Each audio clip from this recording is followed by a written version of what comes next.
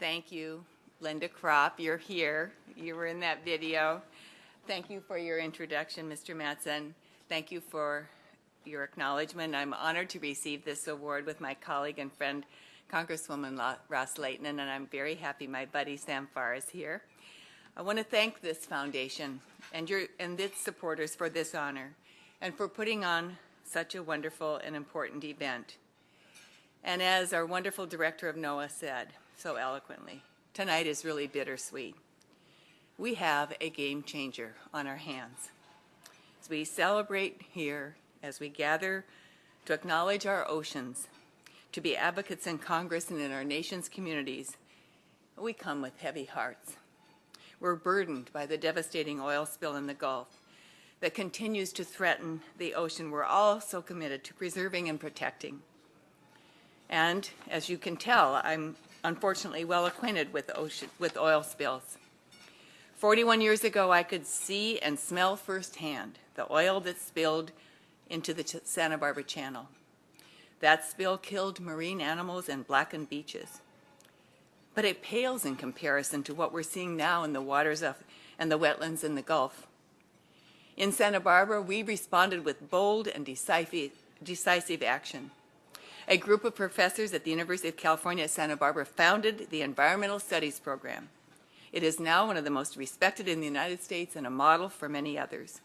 The spill also inspired Senator Gaylord Nelson, who had visited Santa Barbara to create Earth Day.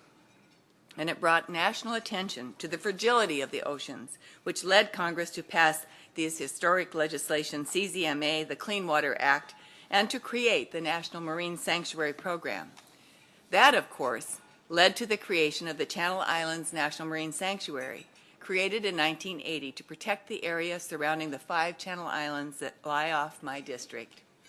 And it set up a process to later form the National Marine Sanctuary Foundation 10 years ago, a feat we also celebrate tonight. So in some ways, we might not be gathered here tonight if the Santa Barbara spill had not inspired Congress and the American people to act. One of the founders of UCSB's Environmental Studies program recently said, and I quote, "U.S. ocean policy innovation has been a consequence of the politics over oil resources and the impacts from oil catastrophes. This chain of environmental disaster and the response has moved the United States through the Santa Barbara spill, the Exxon Valdez spill, and now the BP Deep Horizon spill. And that speaks to this occasion. We might all be here tonight as leaders based on past accomplishments, but it is what we're going to go forward and what we're going to do going forward that will truly define our leadership on ocean protection now. The spill in the Gulf dwarfs those in Santa Barbara and Alaska.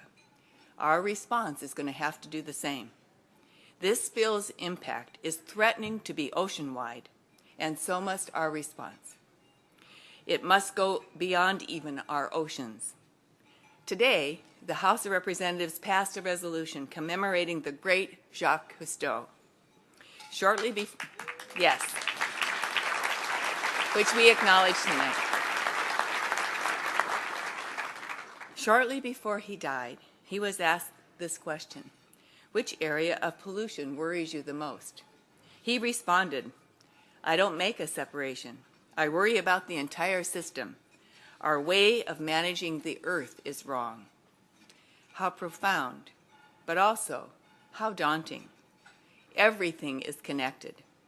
You only have to see a picture of Earth from space to see that we are all connected to the oceans. And as Cousteau's son Jean-Michel puts it, the ocean is our life support system. We need to stop harming it, because what we do to the ocean, we do to ourselves. But thankfully, when we build sanctuaries to protect special areas in our oceans, we become protected. Each of us. Each of our efforts is connected to that greater effort, and we need those efforts now more than ever. That's why I do what I do. That's why since 1969 I've fought to end the oil drilling that threatens my community. It's why in Congress I'm doing my part to protect and defend our oceans and the life support system they interconnect with. It's why I co-chair with Eliana the National Marine Sanctuary Caucus. It's why I'm working on legislation to support ocean-based education for our children. And it's why I'm working with my colleagues to update the National Marine Sanctuaries Act. We're all here because we care about our oceans. We know that for them, the threats are great, and not just from this bill. Every day, we're faced with the size and scope of challenges like global warming, acidification, overfishing, pollution, and of course, oil spills. In the face of these challenges, we could be overwhelmed and disheartened. But Jacques Cousteau had something to say here as well. If we were logical, he said, the future would be bleak. But we are more than logical. We are human beings, and we have faith, and we have hope, and we can work.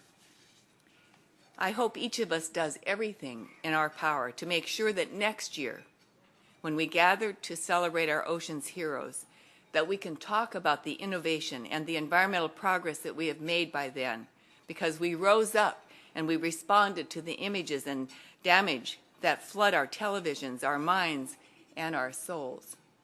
I have faith, I have hope, and I plan to work, and I know that you will as well.